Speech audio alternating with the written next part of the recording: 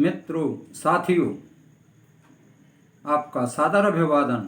मैं मध्य प्रदेश गर्जना से अनिल सारस्वत। आज हम चर्चा करते हैं राजीव गांधी युग की। राजीव गांधी राजनीति में तो आना ही नहीं चाहते थे। वह तो एक पायलट के रूप में अपना अलग काम कर रहे थे और इसी बीच संजय गांधी की मृत्यु के पश्चात अचानक उन्हें इंदिरा गांधी राजनीति में ले आई। राजनीति में आने के बाद उन्होंने कांग्रेस के महासचिव पद से काम शुरू किया और प्रधानमंत्री बने। इंदिरा जी की अचानक हत्या के बाद राजीव गांधी को अचानक ही प्रधानमंत्री बनना पड़ा। तब उनकी उम्र सिर्फ 40 वर्ष की थी। 40 वर्ष की उम्र में देश का सबसे पहला युवा और छोटी उम्र का व्यक्ति राजीव गांधी प्रधानमंत्री बना। प्रधानमंत्री के रूप में उन्होंने 5 साल देश की बागडोर संभाली।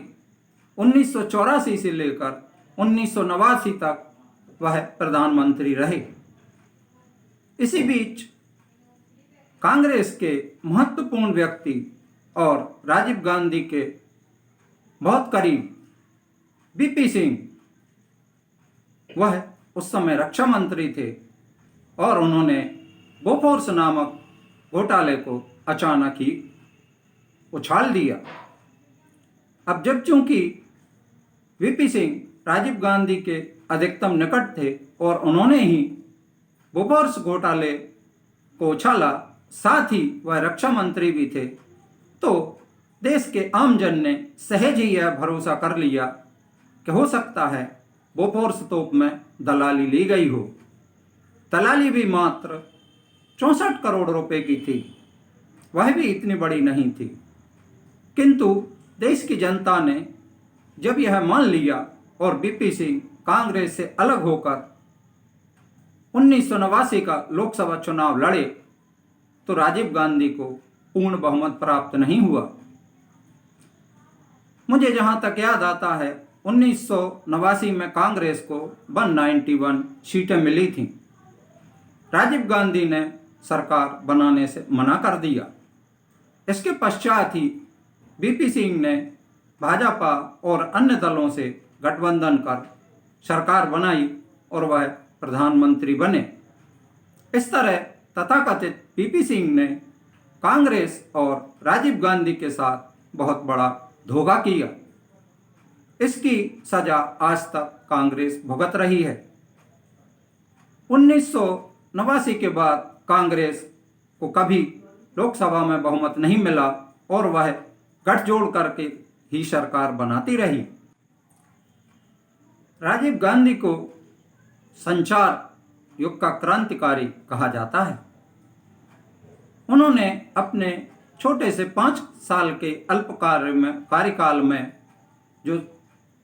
जो व्यवस्थाएं की या जो आम नागरिकों को सुविधाएं दी, वह आज भी सभी याद करते हैं। दूरसंचार क्रांति के क्षेत्र में तो उन्होंने बहुत ही बड़ा अहम कार्य किया। उन्होंने 1986 में MTNL की स्थापना की। संचार क्रांति उनके समय में यहाँ तक आ गई थी कि ग्रामीण क्षेत्रों तक यह पहुँच गई थी। ग्रामीण जन STD के माध्यम से टेलीफोन से जुड़ चुके थे। इसके साथ ही कंप्यूटर क्रांति का श्रेय भी राजीव गांधी को जाता है। डिजिटल इंडिया का जो कार्यक्रम या नारा दिया है, वह राजीव गांधी की ही देन है। कंप्यूटर आने के बाद देश में सबसे पहले रेलवे की टिकट कंप्यूटर से ही बनना शुरू हुई थी। साथ मिलकर दूरसंचार क्रांति के महत्वपूर्ण कार्य को संपन्न किया। राजीव गांधी ही थे जिन्होंने मतदाता की उम्र घटाकर 21 से 18 वर्ष की थी। इसके अलावे शिक्षा के क्षेत्र में भी राजीव गांधी के कार्यकाल में महत्वपूर्ण कार्य हुए। उच्च नई शिक्षा नीति बनी, नवोदय विद्यालय खोले गए। इन नवोदय विद्यालयों में आवास व्यवस्था के साथ यह निःशुल्क थे। जो श्रेष्ठ विद्यार्थी थे उनके लिए यह शिक्षा मुफ्त दी गई। आज अनेकों विद्यार्थी इस नवोदय विद्यालयों से निकलकर देश के बड़े बड़े पदों पर पहुंच रहे हैं। राजीव गांधी के दौर में ही देश की उच्च शिक्षा व्यवस्था का आधुनिकीकरण किया गया। लोकतंत्र के लिए उन्होंने एक बहुत ही उल्लेखनीय कार्य किया, वह थी पंचायती राज की व्यवस्था। वह यह चाहते थे कि लोकतंत्र ग्रामीण स्तर से ही मजबूत होगा, तभी वह लोकतंत्र माना जाएगा। पंचायती राज में अब कोई भी चुनाव 6 महीने के अंदर अंदर कराना होते हैं। यह संशोधन भारतीय संविधान में किया गया। मित्रों, जहाँ तक मेरा मानना है, राजीव गांधी पर कोई भी दलाली का आरोप सिद्ध नहीं हुआ। बरसों प्रकरण चलता रहा, विभिन्न मार्गों पर घूमता रहा, किंतु अंततः राजीव गांधी और सोनिया गांधी उससे बरी हुए, उन्हें दोषी नहीं पाया गया। थोड़ी सी भूल ने, या हम कहें कि उन्हीं के साथी के विद्रोह ने राजीव गांधी को सत्ता से तो हटाया ही, साथ ही वह इसकी मौत का कारण भी बने।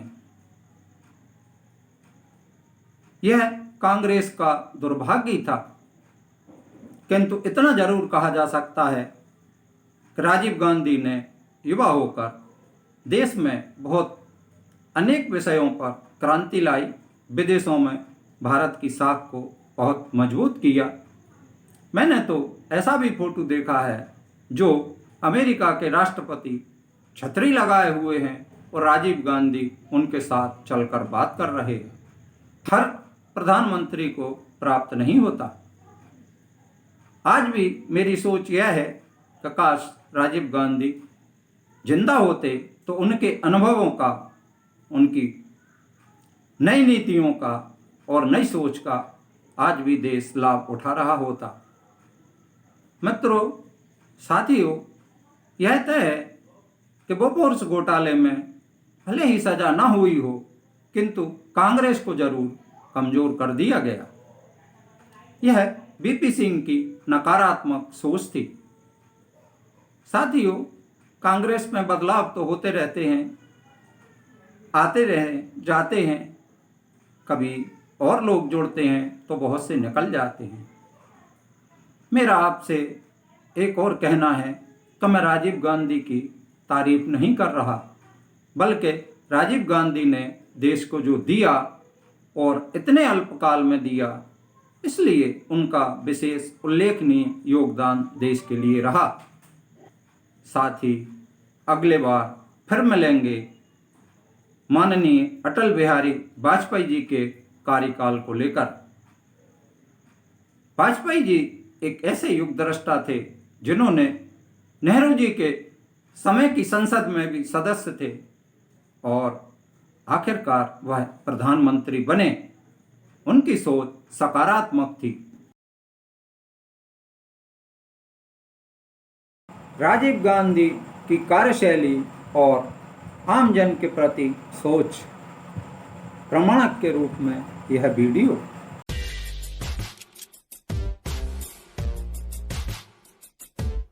पूर्व प्रधानमंत्री राजीव गांधी का रूठे नेताओं को मनाने का अंदाज बेहद निराला था। वह उन्हें संगठन की कोई न कोई अहम जिम्मेदारी सौंप देते थे। वर्ष 1985 में विधानसभा चुनाव के दौरान टिकट को लेकर कांग्रेस नेताओं में विवाद पैदा हो गया। इसी दौरान हरिद्वार के भल्ला कॉलेज मैदान में राजीव की चुनावी सभा रखी गई।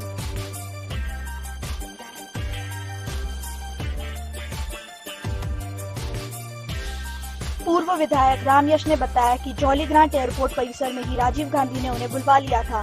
उन्होंने टिकट कटने से नाराज राम यश को समझाया और वादे के अनुसार चुनाव के बाद एमएलसी भी बनवा दिया।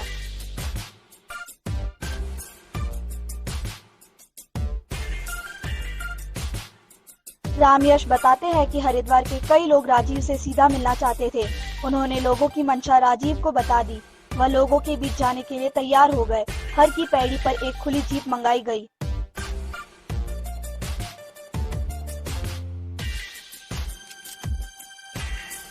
रास्ते में कई लोगों ने राजीव गांधी को जूस और खाने पीने का सामान दिया। बगैर किसी परहेज के उन्होंने लोगों से मिली चीजों का स्वाद लिया।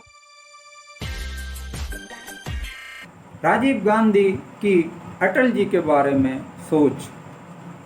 यह नहीं कहा जा सकता उस समय सत्ता और विपक्ष वर्तमान की तरह बंदर और बिल्ली की लड़ाई लड़ रहे थे।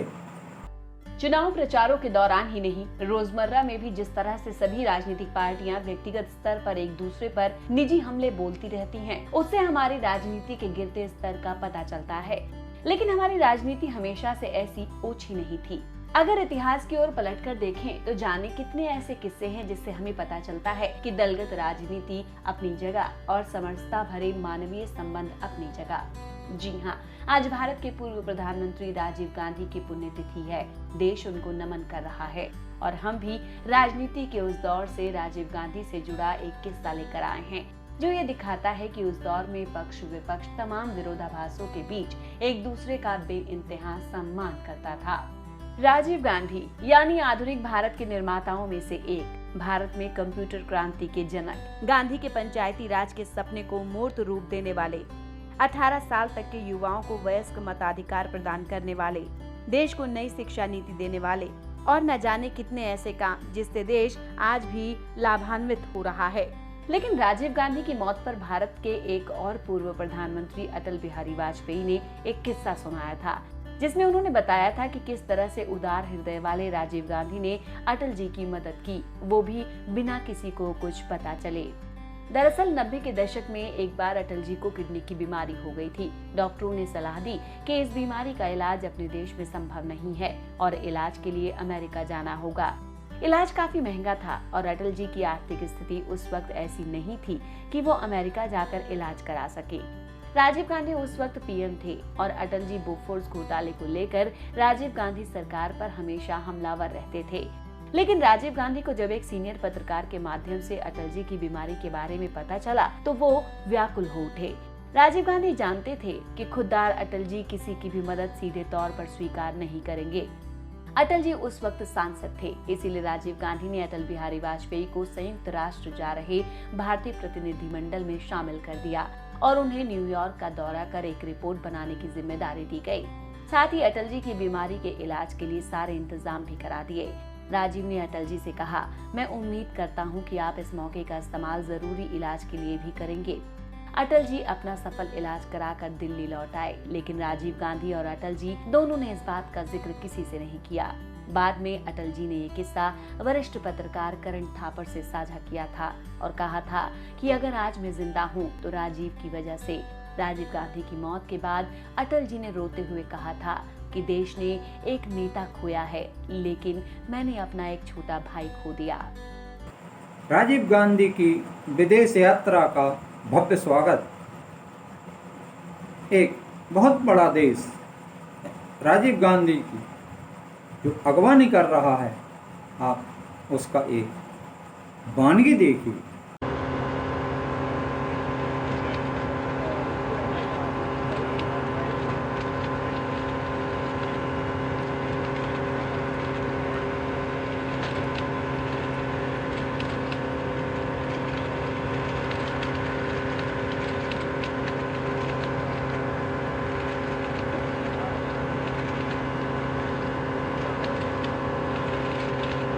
Handshake.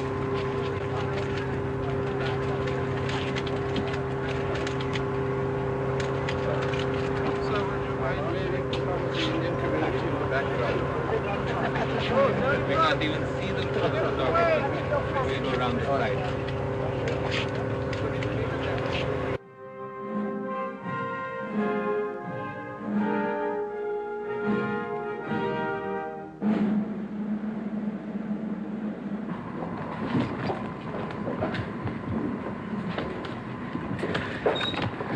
we're ultimately so similar. And yet, like family members, we often find it hard to communicate. Today, we opened up personal channels of communication that will serve our countries well. A stable, united, peaceful India, I should think, is in everyone's interest. That is the India we are engaged in developing. For that purpose, we need peace in our neighborhood. We need peace in the world. Enough time to dip in time's